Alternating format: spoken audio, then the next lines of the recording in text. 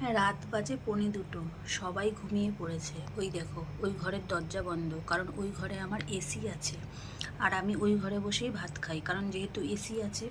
আর ওই ঘরে আমার ডাইনিং টেবিল আছে। কিন্তু আজকে আর ওই ঘরে খেলাম না, কারণ কালকে বড়মশাই অনেক সকালে কাজে বেরিয়ে যাবে। আর এখন 1:45 বাজে।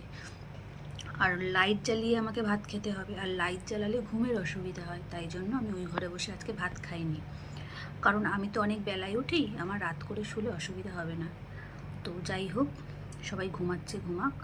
আমি এখন আলাদা একটা ঘরে বসে ভাত খাচ্ছি। মাছের ঝোল দিয়ে আমার ভাত খাওয়া হয়ে গেছে। আর এটা হচ্ছে মোষের দুধ। এই দেখো, আম দিয়ে দুধ দিয়ে আমি এখন ভাত খাচ্ছি। আমার ভালো লাগে খেতে এটা। আর বড় মশাই যেখানে কাজ করে তার পাশে হোটেল, মানে খাটাল আছে, সেই খাটাল থেকে এই দেখো মোষের দুধ নিয়ে আসে। আর এই দুধ দিয়ে আমরা রোজ দই পাতি, মোষের দুধের দই দিয়ে দই পাতি।